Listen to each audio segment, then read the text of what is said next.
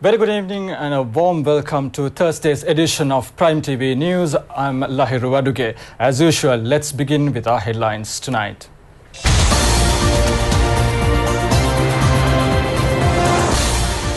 "60 projects launched under Pibidemu Polonnaruwa were vested in the public today. China extends full support to make Sri Lanka the financial hub in the Indian Ocean. Special High Court will begin hearing cases on the 24th of this month. And in news overseas, Zimbabwe police clash with opposition supporters. Army shoots 3 persons dead.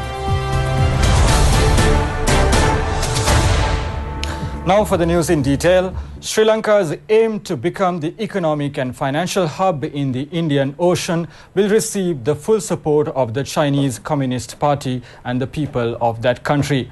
This has been mentioned by Deputy Minister of International Trade of the Communist Party of China, Goh Ye-ju. He made this reference during a meeting with Prime Minister Ranil Wickremesinghe. The meeting between Deputy Minister of International Trade of the Communist Party of China, Goh Ye-ju, and his delegation with the Prime Minister took place at Temple Trees. The Chinese representatives said that an opportunity will dawn to Sri Lanka in receiving assistance under the One Belt, One Route program mooted by Chinese President Xi Jinping. Views were exchanged on the manner in which the relations between the Chinese Communist Party and the United National Party dating back to several decades should be further strengthened. Prime Minister Ranil Wickremesinghe expressed his gratitude to the Chinese Communist Party representative delegation with respect to the frequent support extended by the Chinese Communist Party to Sri Lanka as well as the United National Party. Emphasis was laid at this meeting on the importance of organizing youth exchange programs between the two sides in the future. The Special High Court, established with the aim of expediting the hearing of large-scale financial fraud and corruption cases, will commence the hearing of cases from the 24th of this month. The Special High Court will be instrumental in establishing a good country, expediting the law against the corruption. The Special High Court will take up for consideration on the 24th of this month the incident related to irregular investment of a sum of 500 million rupees of the Litro Lanka Gas Company. Gamini Senarath, the former Chief of Staff of former President Mahinda Rajapaksa, former Managing Director of the Sri Lanka Insurance Corporation, Piyadasa Balage, former Samurdhi Commissioner Neil Bandara Hapuwin and Lasantha Bandara have been named as respondent of this case. The hearing of the case will be related to a financial fraud with respect to illegal investment of 500 million rupees given by the Litro Lanka Gas Company to the Kenvane Holding Company in the Helenco Hotel Private Company. The Chief Justice has appointed Judges Sampath Abekon, Sampath Vijayaratne and Champa Janaki Rajratne, who are now serving in the Colombo High Court complex, to the Special Three-Judge bench. The Special High Court has been established amending the Judiciary Act. It received the endorsement of the Supreme Court. The government has proposed the establishment of 3 Special High Courts to expedite the hearing of cases against the corruption. The nod of the Cabinet of Ministers has been received to a program of granting relief to small and medium-scale paddy mill owners. A program is being formulated under this exercise to grant loan facilities through the cooperative society federations without resorting to legal action against small and medium small-scale paddy mill owners who had been unable to repay their bank loans. The small and medium-scale paddy mill owners are facing grave hardships, unable to secure funds for their future business activities due to the non-payment of loan taken earlier. The Cabinet has decided to set up a committee to conduct studies and report regarding the implementation of a program to add iron and folic acid to rice and wheat flour in order to minimize anemia. Attention has been drawn to adding iron and folic acid to rice and wheat flour for this purpose. It has been proposed to implement Dia Varanayo mobile service with the labour contribution of farmers to reconstruct wrecked canals and providing solutions for existing matters in irrigation systems to make the 2018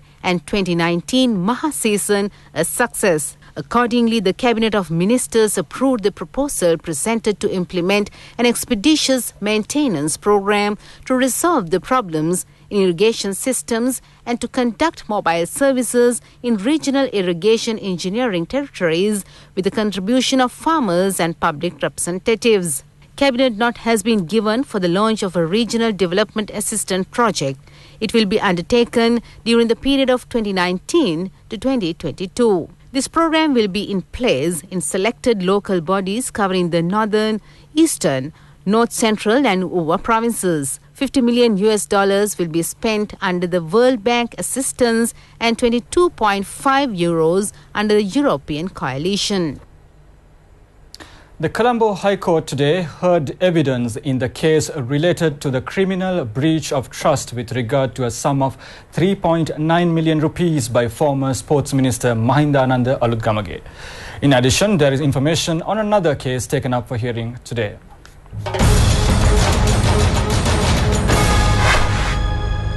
Mahindananda Alutgamage is accused of misusing a sum of 3.9 million rupees of the Sri Lanka Freedom Labour Congress trade union. The Attorney General had taken the initiative of filing indictments, 3 charges related to the case. The High Court ordered to take up the case again on the 23rd of this month.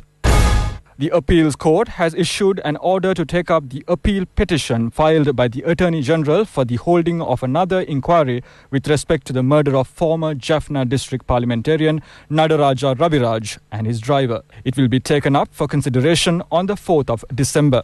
The Attorney General had said that the verdict of the related case had been given in the midnight and that a reasonable verdict could not be expected as the jury was in a severe tireless condition. As the special jury appointed for the case had decided that all the defendants were innocent, the Colombo High Court acquitted them on 24th December 2016. Nadaraja Raviraj was killed in the Narahampeta area in 2006.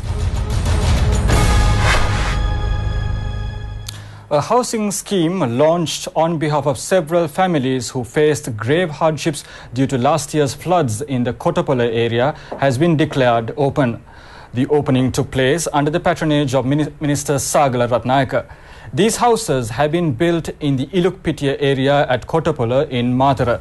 The houses were vested in the people amidst the chanting of Setpirit by members of the Mahasangha. Dialogue Asiata Company contributed to the construction of these houses, which were vested in the public by Minister Sagala Ratnayaka. Money was also collected from Dialogue customers. Army officials who contributed for the successful completion of the housing scheme were acclaimed. The minister handed over gifts to them. The housing scheme is complete with pipe-borne water, electricity, road and other infrastructure. The Ministry of Agriculture has decided to grant 18,000 rupees per hectare to purchase organic fertilizer instead of the fertilizer given to farmers engaged in cultivating their crops with organic fertilizer. Minister Mahinda Amaravira issued instructions to ministry officials yesterday to take the necessary measures in this respect. This initiative has been taken to encourage farmers engaged in the organic cultivation. Accordingly, they will receive a sum of 18,000 rupees per hectare. The minister issued these instructions to the officials at the meeting to inquire into the progress of the Kahattewala village in Haputale, which is being developed as the island's first agri-model village. The government has allocated 33,000 million rupees on behalf of the fertilizer subsidy given to farmers. Now, in other news, Japan has said that it will continue to provide financial support to the Higher Education Training Capacity Building Institute. Accordingly, the Japanese embassy in Colombo has decided to give 11 million rupees for the next 2 years. The Institute for Financial Studies of the Training Division of the Finance Ministry will institutionalize and improve the capacity building programs launched in the year 2013. Now, this year's scholarship examination is scheduled to be held on Sunday. The examination will be conducted at 8,050 centres throughout the island. The total number of candidates sitting the examination will be 355,326. Commissioner General for Examinations Sanat Pujita has announced that all candidates should be in their seats by 9 a.m. All candidates should have their examination number pinned on the left side of the dress. The Examinations Commissioner General said that parents should not enter the examination centre premises. 5 persons have been killed in accidents that had happened in several areas. Deaths caused by accidents had been reported from the Ambilipitia, Kilinochi, Thangala and Jayala areas. A 65-year-old woman who was travelling across the road in the Kuttigala area along the Ambilipitia Nonagama road died after being knocked down by a motorbike. The police reported that a cyclist had died after colliding with a motor vehicle along the Kilinochi Paranthan Punarain road. A 33-year-old person died following the collision of a motorbike with a lorry. The accident happened in the Bandaravatta area along the Chilau-Colombo main road. A 45-year-old woman who was travelling on a motorbike was killed in an accident on the Thangala-Veerakatia road. A beggar has died after being knocked down by a motor vehicle in the Jayala area. The police said that the identity of the beggar concerned had not been consolidated.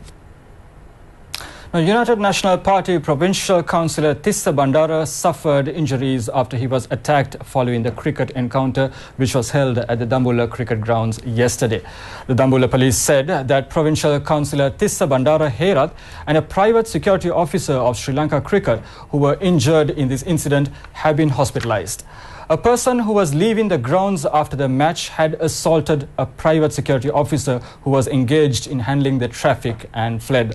The police gave chase and finally rounded up this person and assaulted him. The provincial councillor said that he was attacked by the police for rising up against this assault.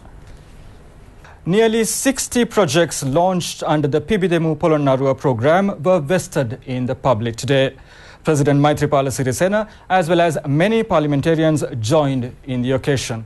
The allocation made for the Pibidemu Polonnarua program is 6,000 million rupees. It is the highest allocation so far made by this government for development of the Polonnarua district. Hundreds of development projects were mooted throughout the districts in the last 3 years. The number of projects vested in the public under the Pibidemu Polonnarua program yesterday was around 60. President Sirisena, who arrived at the Polonnarua Royal College this morning, declared open the sports grounds built in the school. It was put up at a cost of 80.6 million rupees under the Pibidemu Polonnarua program. It has been built with the intention of taking cricket to the village. The President handed over sports kits for 4 schools of the district, including the Sevanapitiya Mahavidyalaya. The children of Royal College handed over a memento to the President. Several ministers and parliamentarians joined in the occasion. North Central Governor MP Jayasinghe and Deputy Minister Ajit Manna Peruma were among those present on the occasion.